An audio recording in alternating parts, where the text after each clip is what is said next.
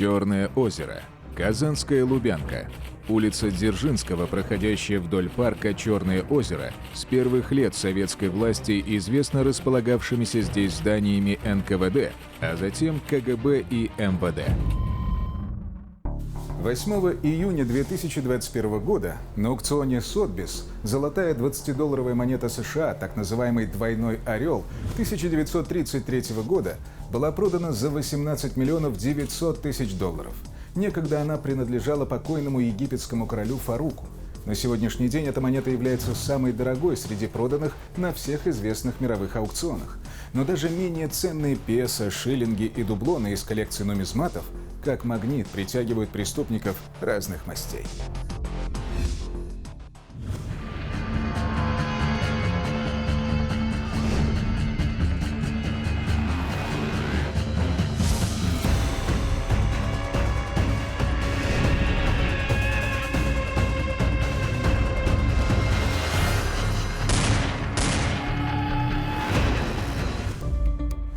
«19 декабря 2017 года здесь, в квартире, в доме по улице Столярова в Казани, было обнаружено тело 60-летнего мужчины.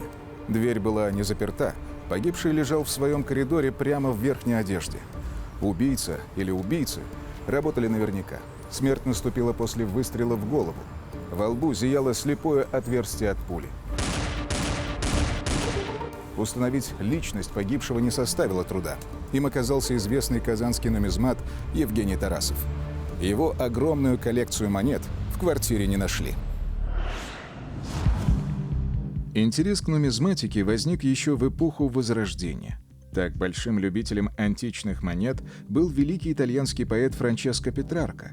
К середине XVI века в Европе было уже около 1000 мюнц-кабинетов, специальных помещений, в которых собирали монеты и медали. В XVIII веке ученые сделали первые попытки систематизировать материалы. В XIX веке нумизматика из собирательства превратилась еще и в историческую науку.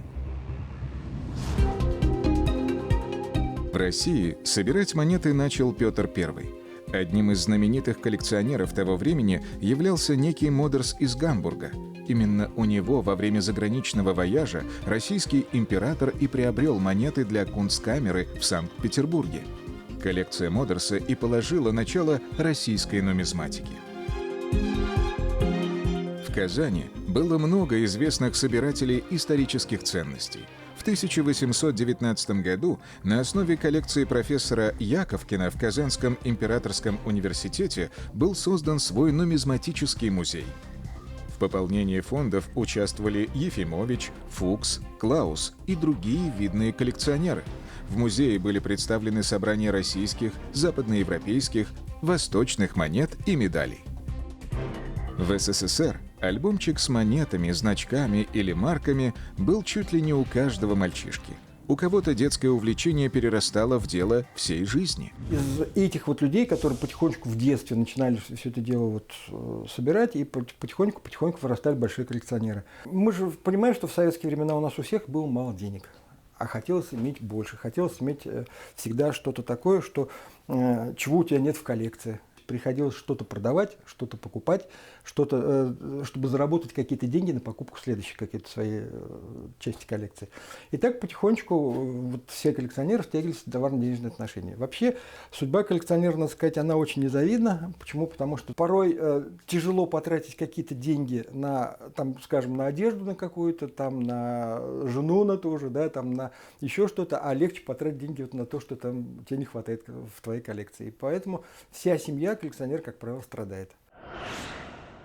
60-летнего нумизмата застрелили в его собственной квартире. Он жил один, ни жены, ни детей у него не было. Тело с огнестрельным ранением в голову обнаружила родственница, пришедшая его навестить. Следователи не исключают, что, возможно, мужчина сам впустил убийцу в дом. Очень хороший человек был.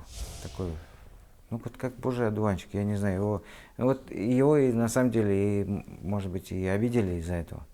Беззащитный человек был, беззащитный, одинокий человек. Всегда такой, с какими-то консультациями, к нему в любой момент можно было позвонить, чай попить. Он был как ходячая энциклопедия, именно по иностранным монетам. Тарасов жил один в оставшейся от родителей квартире.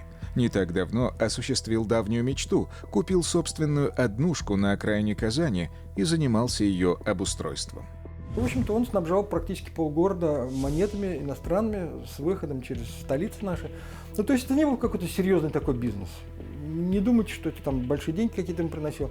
Но я точно знаю, что он все 30 лет он мечтал о своем собственном жилье. Боялся, вот когда у нас банки сыпались, он тут боялся, как бы не сгорела эта сумма, которую он так потихоньку набирал.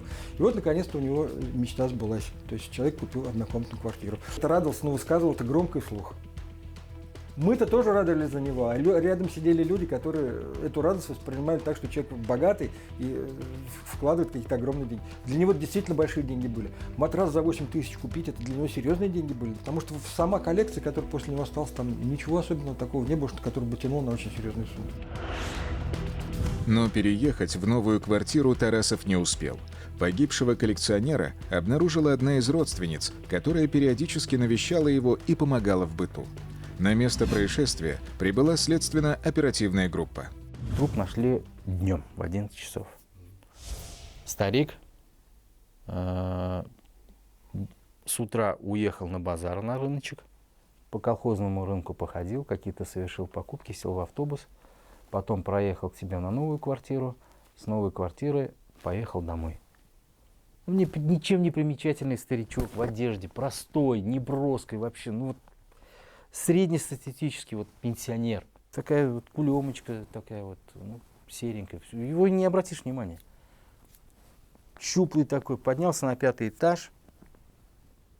И он ведь в одежде прямо у порога лежал. Они вслед за ним прошли. Вслед за ним прошли, чик, выстрел. Он, по-видимому, то ли голову нагнул, то есть он даже не успел раздеться, в обуви зашел в квартиру. Первая пуля в косяк попала она. Мы ее уковырили, лично я, потому что работали с гвоздодером. Мы видим отверстие входное, но не видим пулю, она нам нужна была. Вот. А вторая прям вот точно в лоб, потому что я там выезжал туда прям с первых минут, с первых часов я там был. Она шапку даже пробила, то есть с близкого расстояния. Мы прям вот, представляете, такой под 1,80 с лишним, наверное, 1,87 м, и он такой. И мы прям сверху вниз, чик, и выстрелили. Тело его лежало в коридоре сразу же при входе в квартиру. В квартире имелся беспорядок. Личные вещи Тарасова были разбросаны.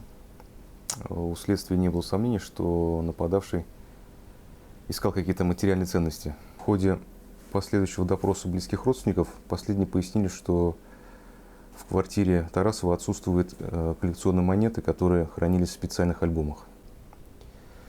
Значит, в ходе последующего осмотра места происшествия на личной площадке была обнаружена гильза. 15 больших альбомов, в которых было более 3500 монет. Это была, пожалуй, самая главная ценность и смысл жизни Евгения Тарасова. Может быть, у него в коллекции и не было экземпляров масштаба аукциона Сотбис, но тем не менее коллекция представляла значительную ценность и вполне могла стать для кого-то лакомым кусочком. Хотя продать монеты – не очень простое дело. Любой чужак в довольно закрытом мире нумизматов тут же становится заметен. Ну, вообще, все равно какой-то определенный риск есть. Мы ведь живем-то в такое время, как бы, когда люди, ну, какие-то агрессивные, там, алчные, завистливые. Поэтому, ну, очень даже может быть. Я не знаю, почему с ним так произошло. Вроде такой скрытный, ну, как бы, по внешнему виду и не скажешь, что он собирает что-то. Ходил туда, на базар, вот квартиру хочу. Это все было осторожно. Ну, вот, как-то так. Осторожный был человек. Если кто в этом кругу давно, конечно, это все видно. Как человек, допустим, эти монеты пришел вот продавать монеты, и его видно, что он первый раз эти видит монеты. Никаких явных улик, кроме пули калибра 5,6 мм, на месте преступления сотрудники следственно-оперативной группы не обнаружили. Убийца или убийцы работал в перчатках. Опросы соседей, родных и знакомых тоже не дали результата. Следствием совместно с оперативными службами на причастность проверялись иные коллекционеры старинных монет, отрабатывались лица ранее судимые по аналогичным преступлениям. Проверялись предполагаемые места сбыта этих коллекционных монет. К сожалению, какой-то значимой информации в ходе этой работы получить не удалось. Единственное, что имелось в распоряжении следствия – видеозапись, изъятая с камер наружного наблюдения. Было видно, что в день нападения за Тарасовым с небольшим интервалом следовал мужчина. Темно-синяя куртка, джинсы, темно-синяя шапка. Так в Казани выглядят тысячи людей. Зацепиться особо нам было не за что. Ну и началась активная сыскная работа, так скажем, сотрудников центрального аппарата и УВД города, и уже непосредственно людей, которые на месте Зареченского УВД. Вот. Большой штат, численность аппарата оперативных сотрудников была выделена. И эти, так скажем, усилия, усердия, они не пропали у нас даром. Вышли мы, благодаря, опять же, склоняю шляпу и таким сотрудникам, как работники экспертно-криминалистического центра нашего МВД Республики, которые очень качественно произвели осмотр совместно со Следственным комитетом по Республике Татарстан, качественно изъяли вещи и предметы, которые имели существенное значение у нас по делу. И на одном из предметов, а это именно портмоне кожаное, и вот остался биологический след, который нам потом впоследствии, вообще просто как поворотный ключ был. Поворотный момент в этом деле. Мы зацепили за него. По версии следствия, нападавший работал в перчатках. В квартире Тарасова он нашел портмоне, решил проверить содержимое. В перчатках открывать замочек было неудобно. Чтобы их не снимать и не оставлять отпечатков пальцев, убийца открыл кнопку кошелька ртом. Это была его роковая ошибка. В ходе молекулярной генетической экспертизы предметов с места преступления на портмоне были обнаружены биологические следы, которые происходили от самого Тарасова и еще одного неустановленного лица. ДНК предполагаемого преступника совпала с данными из базы МВД и помогла силовикам раскрыть сразу 2 убийства. И в этот же день были получены результаты, согласно которым генотип также происходил от некого Гаврилюка Юры. Последний вместе со своим сыном Кириллом в 2014 году в качестве беженца приехал из Украины в Россию. Сам он родом был Гаврилюк Юра, его сын, из города Днепропетровск. Старший Гаврилюк был неоднократно судим на территории Украины за совершение различного рода хищения, незаконных действий с огнестрельным оружием. Кроме этого, его пытались привлечь к уголовной ответственности и по факту убийства, однако правоохранительные органы Украины не смогли доказать его вину, уголовное преследование в последующем прекратили. На родине осталась супруга и младший сын. Они по роду своей деятельности занимались, так скажем, хищением цветных металлов, посещали вот такие стихийные рынки, высматривали одиноких людей, мужчин, которые продавали монеты, медали какие-то, следовали за ними, прослеживали. То есть источников доходов официальных у них не было. Как выяснилось, образец ДНК Гаврилюка-старшего в базе данных появился в 2015 году. Тогда оперативники по горячим следам пытались раскрыть убийство казанской пенсионерки Эммы Ледневой. Тело пожилой женщины с одиночным огнестрельным ранением в голову было обнаружено 1 сентября 2015 года. Ее убили в собственной квартире. Тогда преступник открыл дверь ключом, вошел, подошел к дивану, где спала женщина, выстрелил 1 раз в голову, обшарил всю квартиру. Добычей стали 50 000 рублей. Такие заначки обычно пожилые люди откладывают на похороны. 79-летняя Эмма Леднева обитала в этом доме, одна в 3-комнатной квартире. Сыновья давно жили отдельно, в других городах. Одну комнату бабушка сдавала студентам, приезжим, хотя в деньгах не нуждалась. Сыновья помогали маме материально, но против жильцов родственники не возражали. Считали, что Эмме Георгиевне не так будет одиноко, но постояльцы надолго не задерживались, не уживались с хозяйкой. Эмма Георгиевна с возрастом стала очень подозрительной. Ей все время казалось, что жильцы ее обворовывают. Недолго прожил у Ледневой и один выходец с Украины. После убийства слюну на анализ брали у всех, кто бывал в ее квартире. Охват был широкий. Попал в разработку и Юрий Гаврилюк, так как он был знаком с тем самым жильцом с Украины. Он одно время, там месяц буквально, с августа по сентябрь снимал квартиру у этой женщины. Потом попросил Гаврилюков помочь ему с переездом. И вот как раз они получили доступ туда, увидели, что женщина одна живет и обладает наличными средствами. По версии следствия, Гаврилюк-старший решил покончить с ней. Тоже также была нарушена обстановка в квартире. Но в тот момент они немножко обмешурились. Вся наличность была при ней, под одеждой, под нижним бельем. Вот такая была продуманная у нас бабушка покойная. И вот они ее не стали обыскивать и как бы всю квартиру обсмотрели. Там, естественно, пропала икона, со слов, так скажем, родственников и соседей. В ходе следствия мы ее не обнаружили.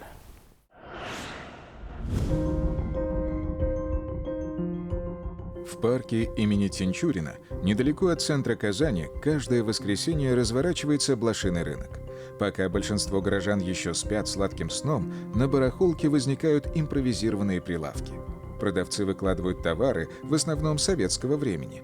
Это старая бытовая техника, посуда, книги, одежда, игрушки, украшения.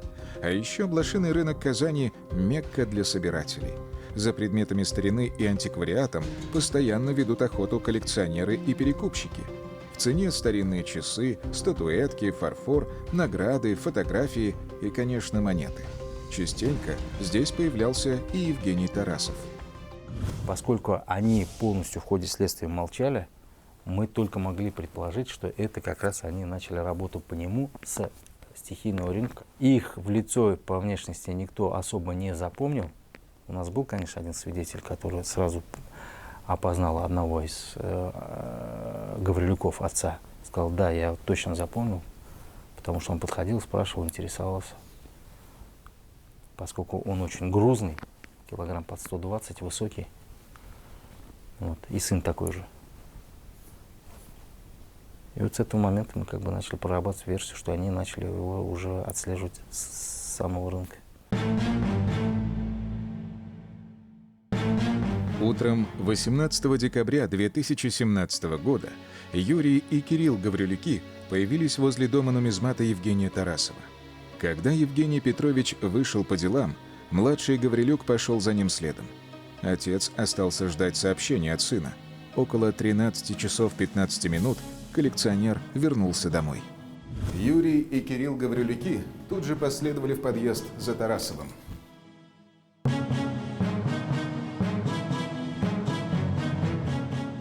На 5-м этаже обычной хрущевки ничего не подозревающий Евгений Петрович открывал дверь квартиры. Тарасов шагнул в свой коридор. Закрыть входную дверь он не успел. Следом в квартиру ворвался Гаврилюк-старший. Прозвучал выстрел в лоб.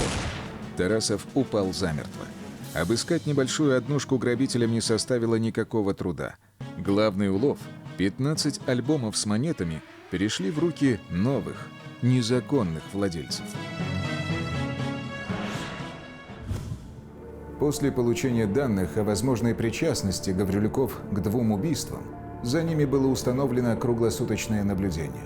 Отец с сыном нигде официально не работали, перебивались случайными заработками, жили на съемной квартире недалеко от дома Тарасова.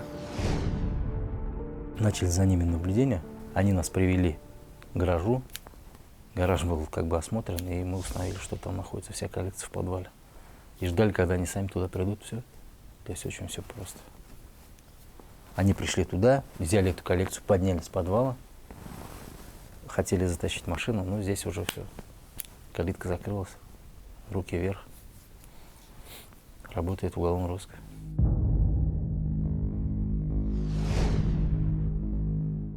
Они были задержаны с поличными. В их гаражном боксе были обнаружены коллекционные монеты, которые хранились в 15 альбомах. Общее количество монет составляло более 3500.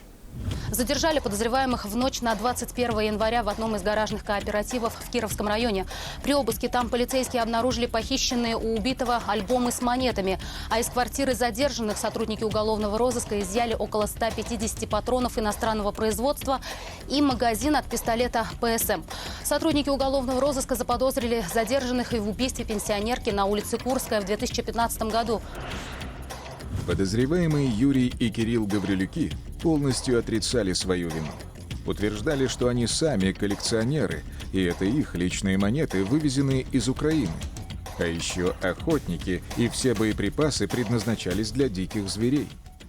Я допрашивал по этому делу жену подсудимого, соответственно, мать Кирилла. Вот, она приезжала специально для допроса. Они, кстати, были в разводе, но у них не только Кирилл общий ребенок, еще и ребенок-инвалид есть.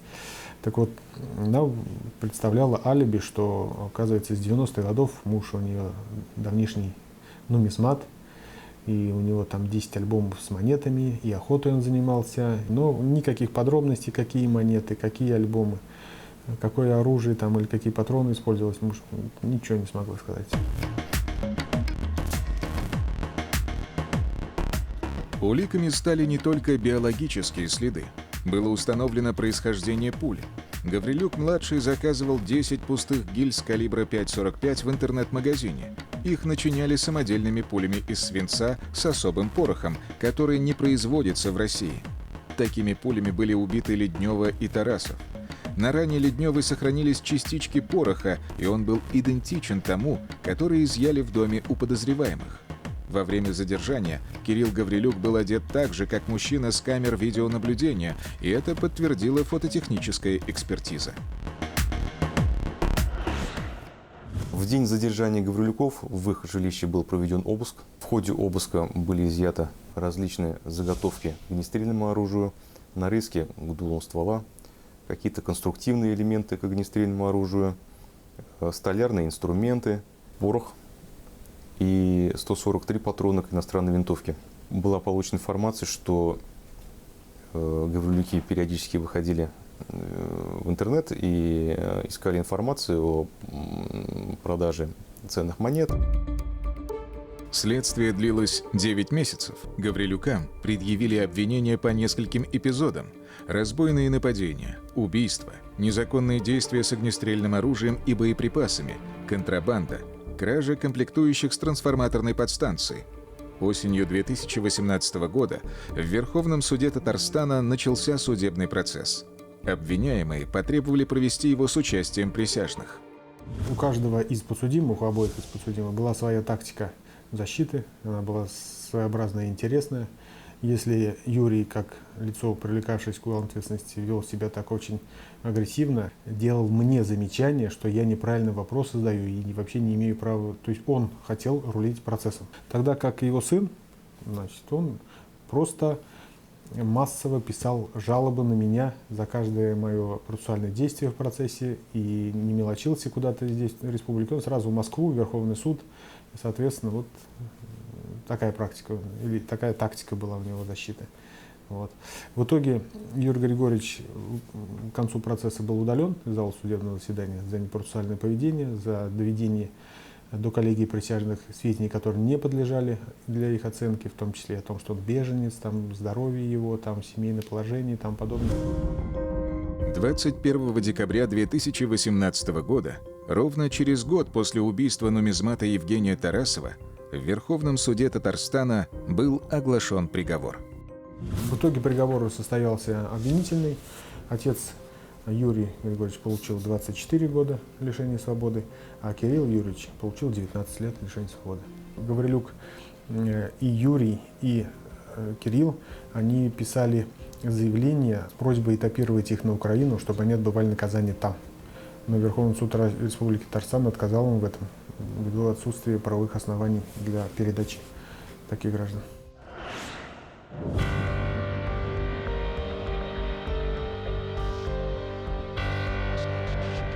Давным-давно человек придумал металлические деньги. У многих народов монета – это символ удачи. Мы кладем пятачок под пятку для успешной сдачи экзамена и бросаем монетку в воду там, куда хотели бы вернуться. Но никакие сотни, тысячи, миллионы монет не стоят одной человеческой жизни.